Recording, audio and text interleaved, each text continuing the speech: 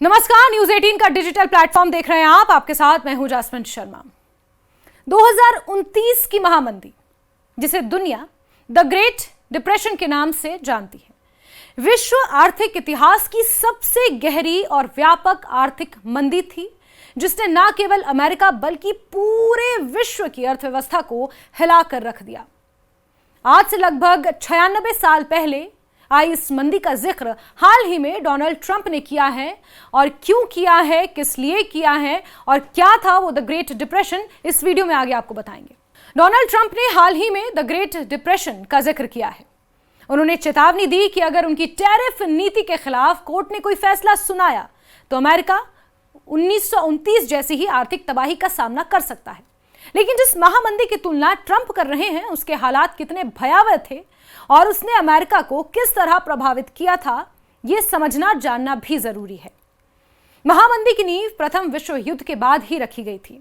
यह युद्ध 1914 से 1918 तक चला और इस दौर ने अंतर्राष्ट्रीय शक्ति संतुलन और वित्तीय व्यवस्था को गहराई से झकझोर दिया। युद्ध समाप्त होने पर अमेरिका और जापान जैसे देशों में बड़े पैमाने पर फैक्ट्रियां स्थापित हुई और उत्पादन तेजी से बढ़ा। हालांकि युद्ध की स्थिति समाप्त हो जाने के बावजूद उत्पादन उसी रफ्तार से चलता रहा। नतीजा यह हुआ कि बाजार में सामान की भरमार हो गई, लेकिन उसे खरीदने वाले कम हो गए। वस्तुओं की अधिकता से कीमतें गिरने लगी और उद्योगों को भारी नुकसान उठाना पड़ा। यानी कि प्रोडक्शन बहुत ज्यादा, खपत बहुत कम। यही हाल कृषि क्षेत्र का भी हुआ। युद्ध के बाद खेती में सुधार आया और पैदावार में अचानक वृद्धि हो गई। अंतर्राष्ट्रीय बाजार में अनाजों की भरमार हो गई, जिससे उनकी कीमतें गिर गईं। किसानों को लागत भर का भी दाम नहीं मिला, अगेन क्योंकि प्रोडक्शन बहुत ज्यादा और उसकी खपत के लिए लोग बहुत कम, यानी कि मार्केट बहुत कम। उन्होंने आय बनाए रखने के लिए और अधिक उत्पादन शुरू किया, जिससे स्थिति और बिगड़ गई। अनाज खरीदारों के अभाव में गोदामों में अनाज सड़ने लगा। किसान आर्थिक संकट की चपेट में आ गए। इन परिस्थितियों के बीच 24 अक्टूबर 1929 का दिन इतिहास में ब्लैक ट्यूसडे के नाम से दर्ज हुआ। इस दिन न्यूयॉर्क स्टॉक एक्सचेंज में लगभग 50% की गिरावट आई और कॉर्पोरेट मुनाफा 90% तक घट गया। अचानक हुए इस झटके ने शेयर बाजार से 50 अरब डॉलर की पूंजी मिटा दी। शुरुआती दिनों में सरकार और पूंजीपतियों की कोशिश से बाजार में थोड़ी स्थिरता बनी रही, लेकिन नवंबर में शेयरों की कीमतें फिर से गिरने लगीं। निवेशकों को भारी नुकसान झेलना पड़ा और उनकी मुश्किलें बढ़ गईं।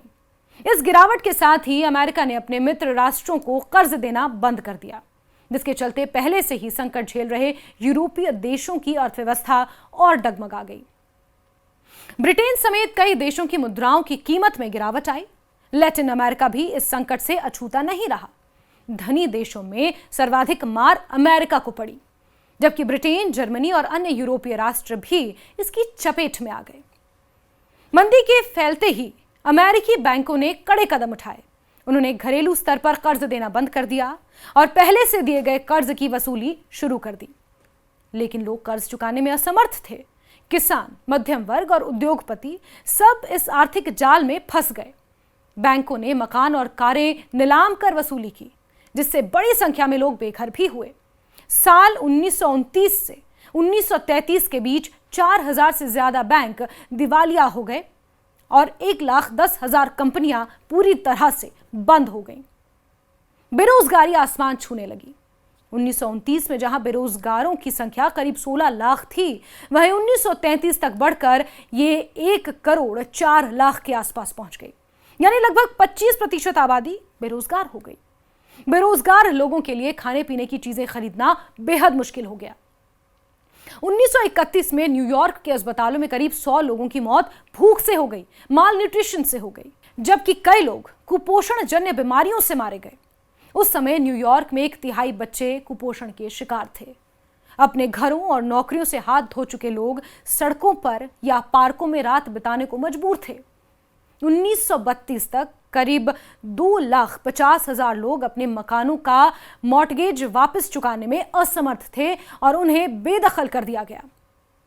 शहरों के किनारों पर कार्डबोर्ड और नालीदार लोहे की झुग्गियां बसने लगी, जिन्हें लोग उस समय के राष्ट्रपति हर्बर्ट हूवर की नीतियों से नाराज होकर हूवर विले कहते थे। खाने और काम की तलाश में लाखों लोग शहर शहर भटकने लगे। 1932 में ही करीब 20 लाख पुरुष काम की तलाश में रेल की पटरियों के किनारे मालगाड़ियों और अस्थायी तंबुओं में रातें गुजारते थे। हालात इतने बदतर हो गए कि कई लोग जानबूझकर गिरफ्तार होना चाहते थे ताकि जेल में उन्हें गर्म बिस्तर और कम से कम खाना मिल सके। ये मंदी लगभग 1 दशक तक जारी रही और हर तरह का उत्पाद तथा व्यापार लगभग ठप हो गया। अमेरिकी समाज में हताशा और निराशा गहरी पैठ बना चुकी थी। आखिरकार 1939 यानी कि 1939 में हालात सुधरना शुरू हुए जब दूसरा विश्व युद्ध छिड़ा। युद्ध की वजह से एक बार फिर फैक्ट्रियों में उत्पादन तेज हुआ, रोजगार के अवसर बढ़ने लगे, बड़े पैमाने पर महिलाओं को नौकरियों में शामिल किया गया, लाखों बेरोजगार युवाओं को सेना में भर्ती कर लिया गया।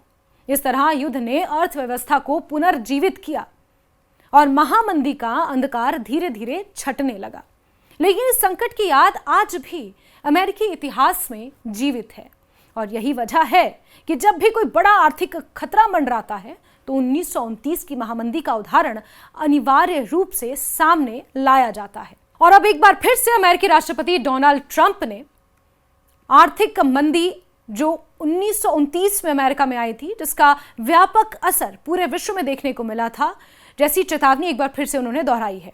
उनका ये कहना है कि अगर उनके द्वारा ये जो पारस्परिक टैरिफ लगाए गए हैं पूरे दुनिया भर के देशों में और भारत पर खासतौर पर 50% ये जो टैरिफ लगाए गए हैं, अगर इन्हें लागू नहीं किया गया या फिर कोर्ट से उनके खिलाफ किसी तरह का कोई निर्णय आया तो फिर अमेरिका एक बार फिर से 1929 जैसी आर्थिक मंदी के दौर में एंटर कर सकता है। ट्रंप ने ये एक बार फिर से चेतावनी दी है।